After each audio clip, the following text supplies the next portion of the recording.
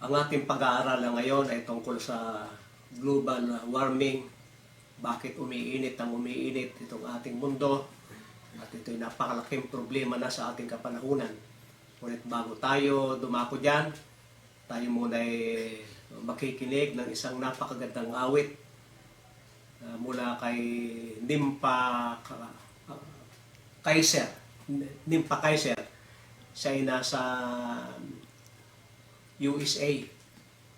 At ito'y naging kaibigan namin.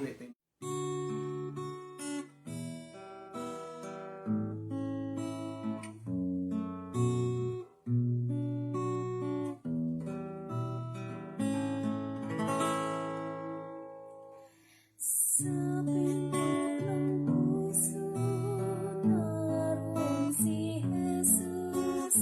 Kamay na may butas, ang iniutunog.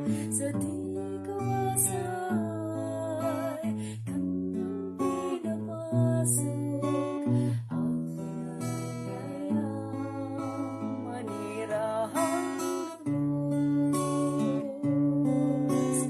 Siya naman ay tumatawag din sa iyong puso'y linggin. Siya ay buksan at papasukin nang tayo'y pagpalain. Sa bundok hinahanap ang sariling kanya, kahit nawiisang naligaw na tuwa.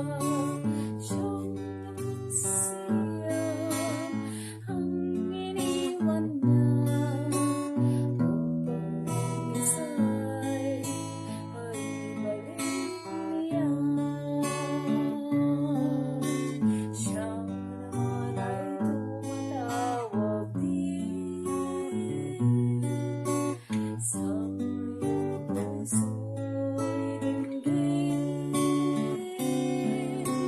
Siya ay buksan at papasukin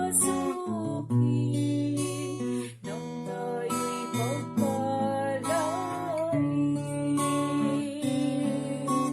Siya naman ay tumatawag din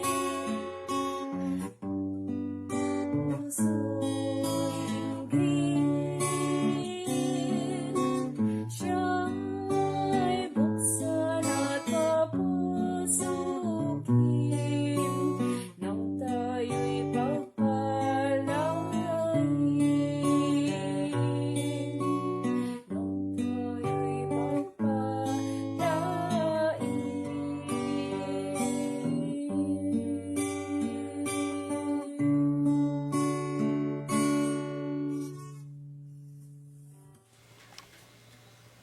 Talagang ang mundo ay hindi na maiwasan. Talagang ito'y iinit na ng iinit. At ang isang dahilan kaya umiinit ay gawa ng nitong carbon dioxide. Alam niyo, itong araw, nagpapasok sa atin ang init yan. At napakahalaga nung init ng araw. Ang problema naman dito sa ating mundo, tayo laging nagre-release nitong carbon dioxide sa ating mga hinihinga, mga hininga ng lahat ng may buhay, at sa mga pagsunog natin, sa mga natural na kalikasan, gasolina, sa mga kahoy, mga pagluluto, mga human activities nating napakaraming nagpo-produce tayo ng init. Itong carbon dioxide, pagdating doon sa atmosphere, ay kanyang tinatrap yung init para hindi na makalampas, para manatili sa atmosphere. Yun ang problema dito sa carbon dioxide. Ay kung yan ay parang jacket na nakabalot para wag sumingaw yung init, ay pakapal ng pakapal yung jacket. Parami naman ng parami yung init na napuproduce natin. Ay anong mangyayari niyan? Ay di susubra yung init doon sa atmosphere. Yan po ang nagiging problema ngayon sa ating kalikasan. Sobra-sobra yung carbon dioxide at na malabis na ang init diyan sa ating kalawakan, sa ating atmosphere. Ay saan ba ano bagang iba pang pinagmumula itong carbon dioxide? 'Di ba?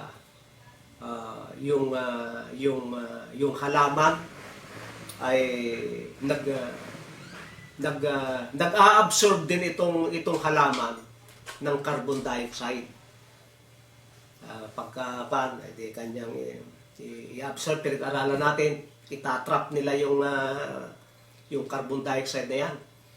Ito namang halaman ay balang araw ay makakain ng mga hayop. At pag ito'y nakain ng bulate, maganda sapagkat na yung carbon dioxide itatrap nung bulate doon sa lupa. Kaya may mga paraan ng pagkontrol niyan. Ang problema natin ay talagang masyadong marami na, out of control na, hindi na natin ito maayos. Kaya na ang pinag-uusapan sana ngayon ay hindi mang COVID-19. Dahil ang mundo ay nag-usap, yung mga malalaking bansa, na ating iligtas ang lupa sa labis sa pag-init, sapagkat by 2030 hindi na magandang manirahan dito sa lupa. Masyadong extreme na ang weather gawa ng matinding init. Ay papaano na lamang ang mundo niyan kung laging ganyan ang magiging buhay. Itong carbon dioxide, nag-produce tayo. Yung iba niyan ay pupunta sa mga halaman. Yung iba naman ay pupunta doon sa atmosphere. Kaya't na ang ganyan yan. Ngayon, ay umiinit na doon. Ano ang magiging solusyon ng Mother Earth? Itong lupa, itong ating Earth, may sariling paraan para i-balance yung nature. Kaya ang isang natural na paraan ay lumikha ng ulan.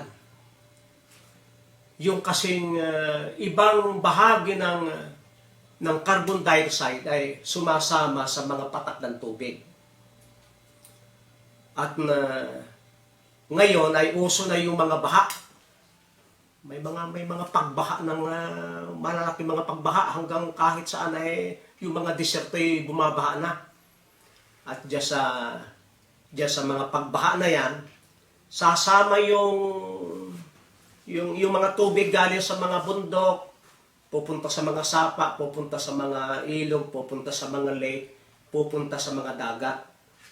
At itong dagat, ang pinaka 70% ng ating daigdig, ang pinaka malaking taga-balanse, taga-sahod nitong carbon dioxide para hindi tayo gaanong magdusa. Hindi tayo gaanong mahirapan. Kaya't na para mabalanse ang mundo, kinakailangang sumama ang panahon. Kinakailangang mag-produce ng mga bagyo. Ang bagyo o ang mga hurricane na kung ano-ano mga tawag yan sa iba't ibang lugar ay tagapagpalamig ng lupa, tagapagpalamig ng atmosphere. Diba, kakaroon ng matanong bagyo, kakaroon ng malakas sa hangin. Yung carbon dioxide doon sa atmosphere, yung ilang percent, dahil yan ay kwan minsan nasa atmosphere na yan, mananatili yan dyan hanggang 1,000 years. Hindi basta-basta natatanggal yan. Ay di maganda at mayroong bagyo. Sasama yung ilang carbon dioxide doon sa bagyo. Yan ay ilalagpak sa pamagitan ng ulan. At itong dagat naman ay taga-absorb yan. Kasi yung mga galing sa mga ilog, itong carbon dioxide sa lupa, pupunta yan dyan. Yung galing sa mga halaman na nabulok, pupunta yun doon sa dagat. Ang gagawin naman ng bagyo ay palalakasin yung mga alon. Paglakas ng mga alon, ay dadalhin, i-distribute itong carbon dioxide na balansin na hindi lamang sa isang lugar. Kaya tayo po ay, ang sabi ng isang expert, ay nakakahiya lang niyang sabihin, pero anya, anong laking swerte ng mundo kapag may bagyo? Anong laking kapalaran daw? Anong laking pakinabang ng mundo sa bagyo? Sapagkat sa pamagitan nito ay napapalamig ang mundo at sa pamagitan nito ay na-distribute ng maganda itong carbon dioxide at yung ilan ay naililibing sa ilalim ng dagat. Ang dagat nga pala ay mayroong mga plankton. Yan din yung taga-absorb ng carbon dioxide sa pamagitan nitong photosynthesis.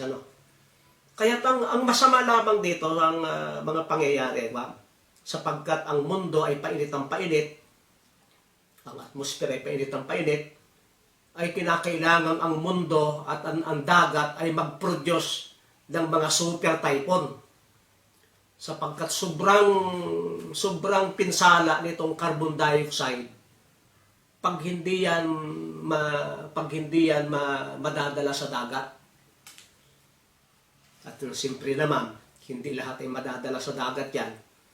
At mananatili yung karamihan dyan. At iniintay natin yung pagbabalik ng Panginoon para palitan ng lupang ito. Pero bago yun mangyari, ay di tayo gumawa ng pamamaraan para naman tayo hindi gaano mapinsala, hindi tayo mag-produce ng maraming carbon dioxide. Sabi dito sa Roma 8:22, alam nating hanggang ngayon dumaraing ang sangnilikha dahil sa matinding hirap na katulad ng isang nanganganak. At ang isa sa pinakamatinding hirap ngayon, parang matindi pa sa giray, matindi pa sa lindol, ay itong pagbabago ng klima dahilan sa pag-init ng mundo. Ay magaling na lang at sabi dito ito yung ginagawa pala ng sa Maris natin, ginagawa ng bagyo. Ito palang mga bagyo, kung ano mang mga masamang panahon na yan, ay mayroon 3 epekto. Ang una ay kanyang pinalalamig ang mundo at pinabababa itong content ng carbon dioxide sa ating atmosphere. Ang pangalawa ay itong carbon dioxide sa pamagitan ng sama ng panahon ay dinadala doon sa dagat, at ang dagat ay 75% ng ating mundo sa maigi na lamang at mayroong dagat. Ang problema naman sa dagat, pagdating doon ng carbon dioxide, masyadong taas itong content, nagiging acidic. Kahit nakikita natin yung ibang mga dolphins nagpapakamatay na suicide. Ayaw na nilang mabuhay sa dagat. Yung ilang mga corals ay nabiblitz na. namamatay yung mga corals kasi ang panay acidic. At ang tubig sa dagat ay hindi na safe na panahanan ng mga may buhay ang karamihan bukod pa sa mga basura gawa ng nagiging acidic. At yun yung sa pamagitan ng lakas ng hangin, ng bagyo, ng mga sama ng panahon, na i-distribute ng maganda yung carbon dioxide sa dagat. Kaya kailangan daw natin ang mga malalakas na bagyo sa mga darating na panahon o di kaya ay mas mahirap namang huminga sapagkat malalason tayo nitong carbon dioxide. Sa isa lamang matinding ulan, mayroong ilog kung tawagin ay Cosio River, ay pinag-aralan nila sa isang matinding pagbaha ay 61 million tons ng mga sediments ang sumasama sa baha, kasama yung mga 500,000 tons na carbon dioxide. Yun yung pupunta sa dagat. Ay kung hindi, napakasamang panirahan ng mundong ito. Yung atmosphere na yan ay painit ang painit. Salamat na lamang at mayroong mga bagyo. Hindi naman natin dinadalangin na magkaroon ng bagyo at nakakatakot din naman. Pero lalong mahirap po pag walang masamang panahon. Hindi na lalong mahirapan tayong mabuhay sa mundong ito nang wala itong carbon dioxide, kaya nang walang samang panahon. Kaya marami nating pag-aaralan tungkol dyan sa climate change at sana kayo huwag magsawa. Maraming salamat sa inyong pagsubaybay sa Natural Wellness ni Pastor Vito.